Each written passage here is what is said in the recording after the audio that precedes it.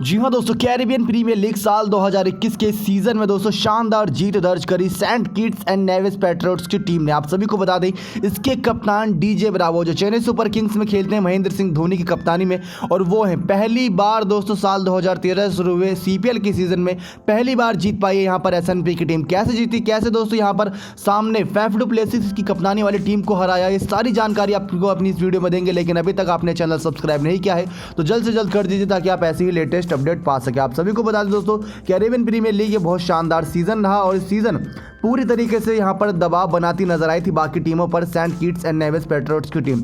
करीब 7 मैचों तक तो ये टॉप ऑफ द टेबल बनी हुई थी। उसके बाद दोस्तों आखिरी में नंबर 3 पर आ गई थी, लेकिन अब फिर से नंबर 1 पर आ गई है ये मैच जीतकर। कैरिबियन प्रीमियर लीग का पहली बार आयोजन साल 2013 में किया था। त्रिनिदाद नाइट राइडर इस लीग की सफलतम टीमों में से एक है, जिसके कप्तान कीरन पोलार्ड हैं, जिसने अब तक 4 बार खिताब पर कब्जा किया है। वहीं बारबाडोस रॉयल्स और जमैका थलावाज ने 2 बार ट्रॉफी पर कब्जा जमाया। इसके अलावा Saint Kitts and Nevis Patriots को भी एक बार अब सफलता हाथ लग गई है।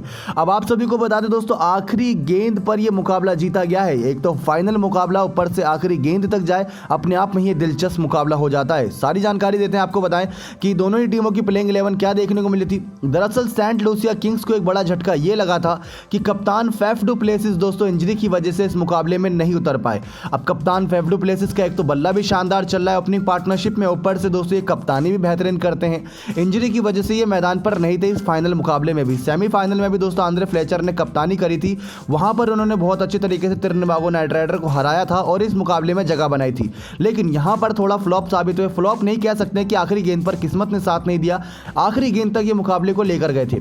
सेंट लूसिया किंग्स की प्लेइंग 11 थी आंद्रे फ्लेचर कप्तान और विकेट कीपर दोनों ही, बल्लेबाज भी खतरनाक। रहकीम कॉर्नवाल यहाँ फैफ डू प्लेसिस की जगह दिखाई दिए। मार्क डेयल, रोस्टन चेज, डेविड विजे जिन्होंने इस सीजन 2 बार 5 विकेट झटके हैं। टिम डेविड जो इस बार रॉयल चैलेंजर बेंगलोर में खेलेंगे कप्तान कोहली की कप्तानी में। कीमो पॉल, जीवर रॉयल, अल्जारी जोसेफ, वहाब रियाज और कैसरिक विलियम्स देखने को मिले। यानी कि समित पटेल को जगह नहीं दी गई थी, ओबेड मैकोय को यहाँ जगह नहीं दी गई टीम में। और उसके बाद अगर बात करें Saint Kitts and Nevis Patriots की प्लेइंग 11 की, तो दोस्तों यहाँ पर खतरनाक इनकी प्लेइंग 11 है, जहाँ क्रिस गेल ओपनिंग करते हैं, इवन लुइस जो इस सीजन के हाईएस्ट स्कोरर हैं वो भी, और ड्वेन ब्रावो नंबर 3 पर कप्तान, फैबियन एलन ऑलराउंडर खिलाड़ी खतरनाक, शरफन रदरफोर्ड दोस्तों खतरनाक ऑलराउंडर खिलाड़ी, जोसुआ डी सिल्वा भी खतरनाक ऑलराउंडर खिलाड़ी है, और डोमिनिक ड्रेक्स, ये नाम याद रखिएगा दोस्तों, आगे आपको हमारी पूरी वीडियो में आपको इनका ही नाम सुनने को मिलने वाला है, क्योंकि प्लेयर ऑफ द मैच यही रहे। आखिरी गेंद पर मैच इन्होंने ही जिताया। शेल्डन कोटरल, जिनको आईपीएल से कहीं ना कहीं बायकॉट किया गया, जिस प्रकार से उन्होंने एक बार राहुल तेवतिया के हाथों 1 ओवर में 5 छक्के खाए थे, 30 रन देकर इन्होंने मैच हरवा दिया था राजस्थान रॉयल्स को। तब से ये पंजाब किंग्स को माफ कीजिए, तब से बहुत ज्यादा शिकार हुए थे आलोचनाओं का, लेकिन यहां पर इन्होंने अच्छा किया। नसीम शाह, जॉन दस, जगसार, फवाद अहमद देखने को मिले यहां पर Saint Kitts and Nevis Patriots की प्लेइंग 11 में। और वार्नर पार्क का दोस्तों वही मैदान था जहां पर पिछले 30 मुकाबले खेले गए, सेमीफाइनल और दूसरा सेमीफाइनल और फाइनल भी इसी मैदान पर खेला गया। लेकिन अब बारी थी यहां पर दोस्तों टॉस की। टॉस हुआ तो टॉस गिरा दोस्तों सेंट लूसिया की किंग्स के पक्ष में, और उन्होंने पहले बल्लेबाजी करने का फैसला कर लिया, क्योंकि फाइनल जैसे जब मुकाबले होते हैं और दोस्तों बात आती है रन चेस की, तो बड़ी से बड़ी टीमें भी यहाँ पर हक्के बक्की रह जाती हैं। अब आगे जब उन्होंने रन चेस करना पसंद किया तो यहाँ पर पहले बल्लेबाजी करने उतरी Saint Lucia Kings. 159 run 7 wicket के नुकसान पर बना पाई, जिसमें कप्तान आंद्रे फ्लेचर महज 7 गेंदों में 11 रन बना पाए। 1 छक्का मारा था, फवाद अहमद ने इनका विकेट ले लिया था जब दूसरे ओवर की 5वीं गेंद थी। 25 रन पर पहला विकेट खोया सेंट लूसिया किंग्स ने। उसके बाद कॉर्नवॉल ने पारी को संभाला, लेकिन मार्क डेल आई थे कि 3 गेंद का सामना करते हुए 1 रन बनाया, और डोमिनिक ड्रेक्स ने इनका विकेट लेकर इनको चलता कर दिया। रोस्टन चेज और कॉर्नवॉल के बीच दोस्तों एक अच्छी पार्टनरशिप देखने को मिली, लेकिन जब कॉर्नवॉल का विकेट गिरा तो 10 ओवर की पहली गेंद तक टीम का स्कोर 76 रन बन चुका था, और 32 गेंदों में 43 रन की पारी 5 चौके 2 छक्के की मदद से खेलकर जा चुके थे। फैबियन एलन ने इनकी विकेट ली थी और उनको चलता किया। लेकिन दूसरे छोर से दोस्तों रोस्टन चेज ने भी अच्छी पारी खेली। कह सकते हैं कि उन्होंने दबाव में आकर एक छोटी सी पारी खेली, क्योंकि ज़्यादा गेंद का इस्तेमाल करते हुए उन्होंने कम रन बनाए। 40 गेंदों में करीब 43 रन की पारी खेली, 4 चौके 2 छक्के की मदद से। नसीम शाह ने इनका विकेट लिया था। उसके बाद दोस्तों यहाँ बारी आई डेविड विजे की। 6 गेंदों में 2 ही रन बना पाए लास्ट में। टिम डेविड ने 10 गेंदों में 10 रन, और कीमो पॉल ने लास्ट में दोस्तों एक ऐसी पारी खेली जो शायद ही इनको हमेशा के लिए यादगार रहेगी, क्योंकि 21 गेंदों में करीब 39 रन जड़े। लेकिन एक खासियत ये थी कि एक भी चौका नहीं मारा इस खिलाड़ी ने। 5 छक्के मारे, 5 छक्के, और एक जो छक्का मारने की कोशिश में कैच चला गया, वो दिक्कत वाली बात थी। लेकिन जब कीमो पॉल का विकेट गिरा तो दोस्तों इन्होंने अच्छा खासा यहाँ पर रन बना लिया था।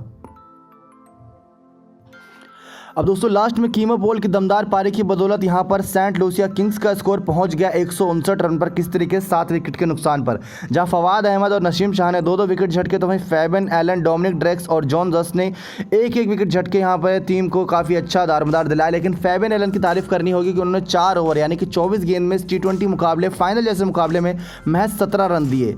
और एक चीज़ ये देखने को मिली कि यहाँ पर कोई ज़्यादा बड़ी पार्टनरशिप बिल्डअप नहीं हो पाई, बस रोस्टन चेज और कॉर्नवाल की पार्टनरशिप थी और लास्ट में कीमो पॉल की वो 5 छक्के, जिसकी बदौलत टीम का स्कोर इतना चला गया, वरना 159 की जगह 129 या 139 भी रह सकता था। लेकिन अब सामने थी Saint Kitts and Nevis Patriots की वही दमदार टीम जिसके इवन लुइस हाईएस्ट स्कोरर इस सीजन है। ड्वेन ब्रावो का बल्ला चल रहा है, क्रिस गेल का बल्ला भी पिछले सेमीफाइनल मुकाबले में चला था, 42 रन की विस्फोटक पारी खेली थी। तो पूरी तरीके से खतरा था सेंट लूसिया किंग्स के गेंदबाजों को कि कुछ भी यहाँ पर हो सकता है। अब यहाँ पर मैदान पर उतरी सेंट लूसिया किंग्स के खिलाफ सेंट किट्स नेविस पेट्रियोट्स की बल्लेबाजी टीम। तो क्रिस गेल और इवन लुइस ने शुरुआत की, लेकिन मैच की चौथी ही गेंद थी और एक ही रन बना था, वो भी क्रिस गेल ने नहीं बनाया था। लेकिन चौथी गेंद पर दोस्तों यहाँ पर क्रिस गेल का विकेट झटक लिया था रोस्टन चेज ने। खुशी का ठिकाना नहीं था, क्योंकि ऐसा यूनिवर्स बॉस जो क्रिस गेल आपको पहले ओवर में मिल जाए विकेट में बिना खाता खोले, तो इससे ज़्यादा कोई अच्छी बात नहीं हो सकती। यहाँ पर खुशी दुगनी हो गई जब इवन लुइस का विकेट गिरा। 6 गेंदों पर 6 रन बनाया था उन्होंने, वहाब रियाज ने उनका विकेट लिया और यहाँ पर टीम की खुशी का ठिकाना नहीं था। तीसरे ओवर की 5वीं ही गेंद थी, 26 रन तक स्कोर पहुंच पाया था टीम का, तभी इनका विकेट झटक लिया गया। जोसुआ डी सिल्वा और शरफन रदरफोर्ड के बीच एक छोटी सी बड़ी पार्टनरशिप देखने को मिली। जब जोसुआ डी सिल्वा का विकेट गिरा तो 9.5 ओवर तक टीम के 71 रन बन चुके थे दोस्तों, और उन्होंने 32 गेंदों में 37 रन बनाए थे। और 37 रन भी ऐसे बनाए थे कि मान लीजिए कि इन्होंने छक्का मारने की ज़्यादा कोशिश नहीं की, बस खराब गेंद को दिशा दिखाई और 5 छक्के ऐसे करते हुए बटोरे। कैसरिक विलियम्स ने इनकी विकेट ली थी। शरफन रदरफोर्ड ने दोस्तों 22 गेंदों में 25 रन बनाए, 1 चौका 2 छक्का इनकी इस पारी में था। उसके बाद दोस्तों ड्वेन ब्रावो ने 11 गेंदों में 8 रन बनाए। लेकिन हम बात कर रहे थे कि आखिरी ओवर में यहाँ पर टीम ने मैच जीता। अब आखिरी ओवर की तरफ भी ले चलते हैं कि आखिरी ओवर में कैसे यहाँ पर मैच की दिशा पलटी। दरअसल दोस्तों यहाँ पर करीब करीब बात करें हम 17वें ओवर से बात करते हैं कि 17वें ओवर से मैच पलटना ज़्यादा शुरू हुआ था। तो 17वें ओवर तक की बात करें दोस्तों तो एक फ्री हिट मिली थी। 17वें ओवर की पहली गेंद पर फ्री हिट मिली थी। उससे पहले टीम का स्कोर 17 ओवर तक 129 रन 5 विकेट के नुकसान पर था। यानी कि अभी टीम को यहां से 18 गेंदों में 31 रन की आवश्यकता थी। विकेट लगातार गिर रहे थे और तब तक टीम के 5 विकेट यानी कि आधी टीम वापस जा चुकी थी। यानी कि जो शुरुआत के टॉप ऑर्डर बल्लेबाज होते हैं, मिडिल ऑर्डर जो खतरनाक ऑलराउंडर होते हैं, वो जा चुके थे। अब यहाँ पर 18 गेंदों में 31 रन की आवश्यकता थी और मैदान पर दोस्तों अच्छी बल्लेबाजी तो नहीं चल रही थी। लेकिन तभी आती है एक नो बॉल, उस पर यहाँ पर फैबियन एलन लगाते हैं शानदार चौका, जिसकी मदद से टीम को यहाँ पर थोड़ी बढ़त मिलती है। उसके बाद दोस्तों फैबियन एलन यहाँ पर अगली गेंद पर कोई रन नहीं लेते, फिर सिंगल लेते हैं। ऐसे करते कराते दोस्तों जब 18वां ओवर आया था, यानी कि उस ओवर में बटोरे इन्होंने करीब 10 रन बटोरने के बाद, यानी कि दोस्तों अब टीम को चाहिए थे 21 रन महज 12 गेंदों में। उल्टा हो गया ये तो पासा, अब 21 रन चाहिए थे 12 गेंदों में। तो यहाँ पर दोस्तों पहली गेंद पर यहाँ पर कैच आउट हो गए फैबियन एलन, जो बहुत बड़ी दिक्कत थी। और यहाँ पर 18 गेंदों में 20 रन की पारी खेलकर वो जा रहे थे। बहुत दिक्कत वाली बात थी, टीम पूरी तरीके से फंस चुकी थी। लेकिन तभी आते हैं डोमिनिक ड्रेक्स ने दोस्तों पारी को संभाला। अगली ही गेंद पर उन्होंने छक्का लगाया, फिर सिंगल लिया, फिर चौका लगाया। लेकिन फिर दोस्तों वहां से होते हैं कोटरल रन आउट। ये एक दिक्कत वाली बात थी कि कोटरल रन आउट हो गए और उसके बाद रोस्टन चेज और आंद्रे फ्लेचर की मदद से कोटरल को रन आउट कर दिया गया, जो 2 गेंदों में महज 5 रन बनाकर गए।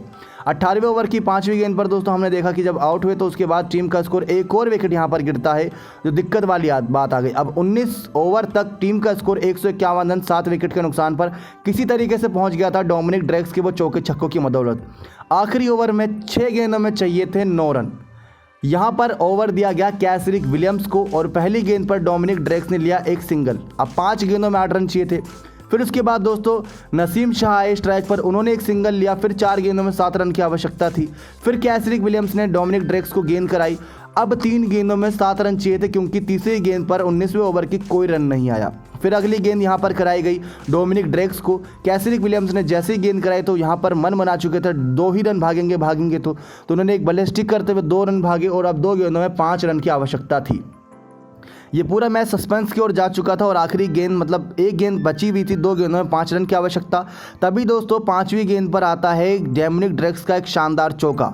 ये चौके से हो गया था स्कोर बराबर। आखिरी गेंद पर चाहिए था सिंगल और सामने थे डोमिनिक ड्रेक्स, जो टीम को इस पड़ाव तक लेकर आए कि आखिरी गेंद तक गया ये मैच। अब डोमिनिक ड्रेक्स ने दोस्तों सिंगल चाहिए था, कोई गलती नहीं करी। कीपर भी आगे आ चुका था, लेकिन उन्होंने कोई ना गलती करते हुए आगे जैसे ही शॉट घुमाया बल्ला, यहाँ पर रन भाग लिए दोनों खिलाड़ी और 160 रन बना लिए। जीत के लिए जो 1 रन चाहिए था वो उन्होंने आखिरी गेंद पर बनाया और डोमिनिक ड्रेक्स की जो पारी दोस्तों रही पूरे मैच के दौरान वो रही करीब करीब 24 गेंदों में 48 रन की। 3 चौके 3 छक्के ऐसे मोमेंट पे आए जब टीम को सबसे ज़्यादा ज़रूरत थी। फैबियन एलन ने भी 18 पे 20 रन बनाए, लेकिन ज़्यादा काम नहीं आया। और ड्वेन ब्रावो की दोस्तों बहुत उम्मीद थी। Bravo, Evin Lewis, Chris Gayle, ये सब दोस्तों बड़े मैच के खिलाड़ी हैं, लेकिन बड़े मैच में ही नहीं चले।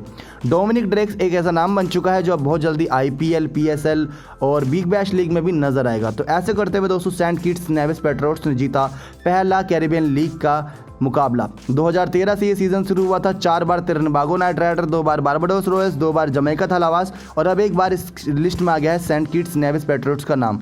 इसमें क्रिस गेल है जो पंजाब किंग्स से खेलते हैं, ब्रावो है जो चेन्नई सुपर किंग्स से खेलते हैं। तो इसी हौसले जज्बे के साथ वो आगे IPL में कदम रखेंगे।